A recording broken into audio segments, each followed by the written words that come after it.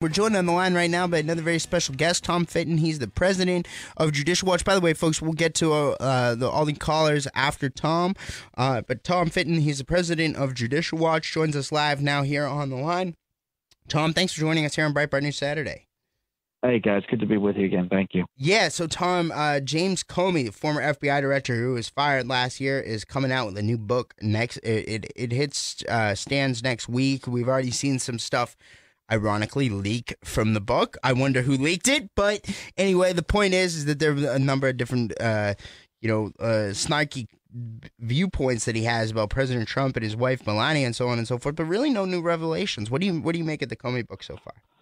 Well, if he wants to take the Gossip Girl approach, I guess that's his prerogative. But the legal consequences, I think, are significant in the sense that he took records he had no right to take with him from the FBI. He took those records improperly, and then he leaked them to get Robert Mueller, his buddy, appointed as special counsel.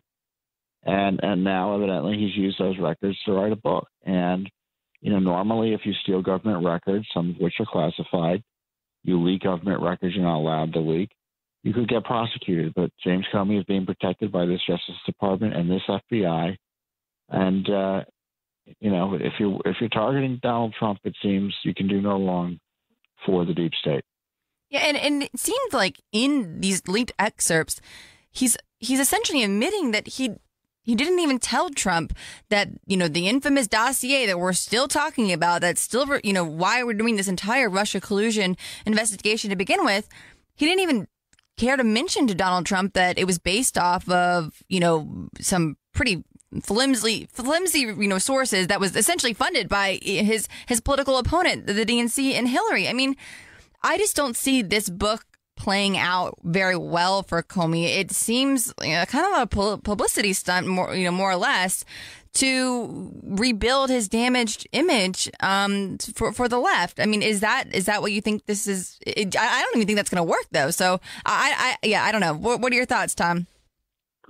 Well, I just don't think people generally appreciate tell-all books anyway. So if you're looking to burnish your reputation as opposed to your income, tell-all books aren't a good way to go.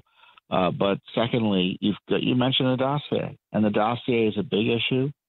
Now, Mr. Comey, hopefully there'll be a silver lining to this book, this corrupt book project, in the sense that he'll answer questions about the dossier. What did he know and when about the Clinton DNC dossier? Why was his FBI using it to target Trump and his team? Why is it when he learned in presumably the middle of 2016 and early part of the summer that the Russians were working with the Clinton gang to smear Donald Trump with these allegations about prostitutes and such? Why did he not go warn the president or then candidate Trump that the Russians were targeting him? So they use it as a pretext to target Trump. Mr. Comey has a lot to answer for, so this might be an opportunity to do so. And you got to wonder why it is this Justice Department allowed him to talk about the dossier in the book. They were telling us they couldn't tell us even if it existed because they didn't want to confirm or deny its existence. But James Comey was allowed to write a book about it. Like I said, target Trump, you can do no wrong. And so Tom, yesterday afternoon, President Trump tweeted, DOJ issued the McCabe report, which is a total disaster. He lied. McCabe was totally controlled by Comey. McCabe is Comey.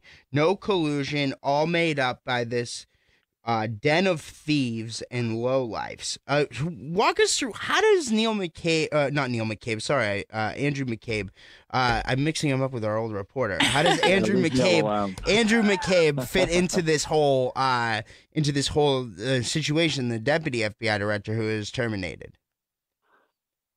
The number 2 guy in the FBI, the go-to guy for James Comey in terms of organizing and running the FBI, is a certified liar, according to this IG report. Now, the irony there is that McCabe says that Comey's lying about a meeting he had about a leak about a confirmation of a Clinton Foundation investigation. But what a mess the FBI is ethically. And I don't think the mess has been cleaned up yet by President Trump's appointee, Mr. Wray.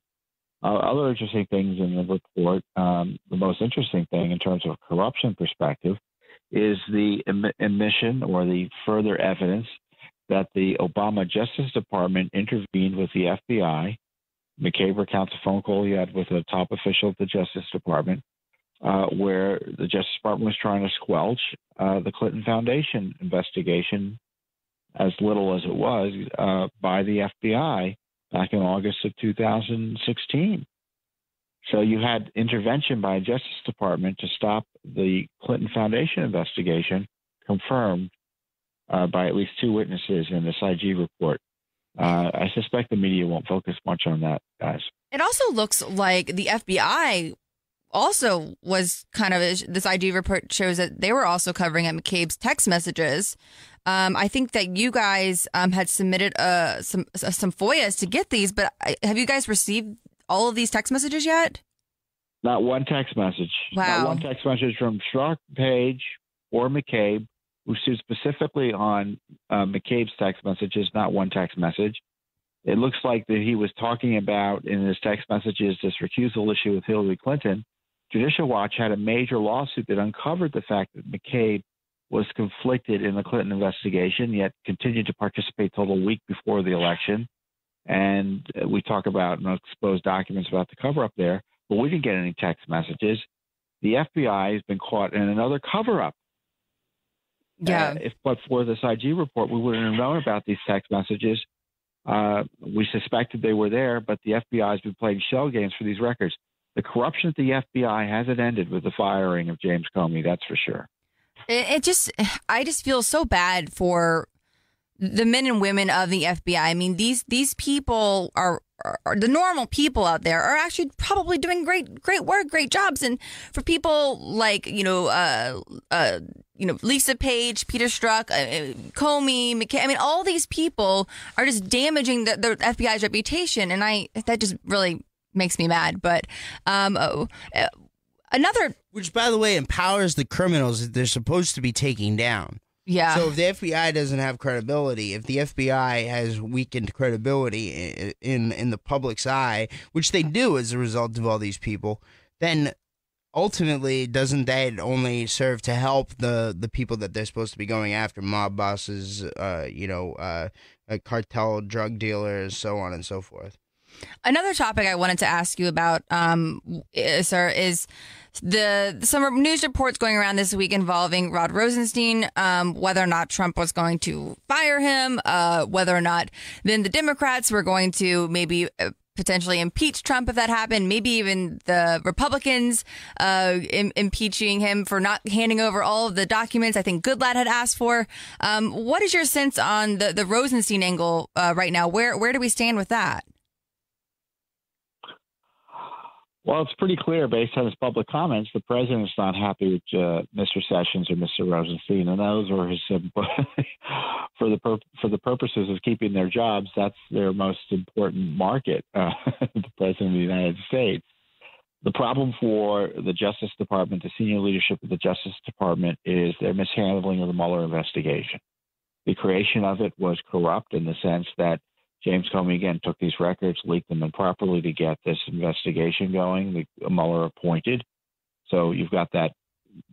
You've got this illegitimacy associated with the Mueller operation initially, and then the unwillingness to control Mueller as appropriate and say no to Mr. Mueller. I think his Rosenstein allowing Mueller to launder these allegations around the president's alleged relationships with these women way back in the past into the Justice Department, resulting in this raid up in New York of President Trump's lawyer's office, just shows you that Mueller is the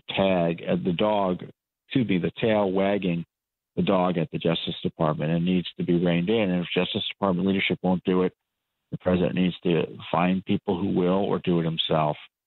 All right. Well, thank you so much, sir. Again, where can people go? I think most of our listeners actually know all about Judicial Watch, but just in case we have some folks out there that don't, where can people go to learn more about your organization and see what you guys are up to? Well, we're on the internet everywhere at judicialwatch.org. We're on Facebook. We're on Twitter at Judicial Watch. And of course, I'm on Twitter too at TomFit. All right, Tom. All right. Thanks for joining us.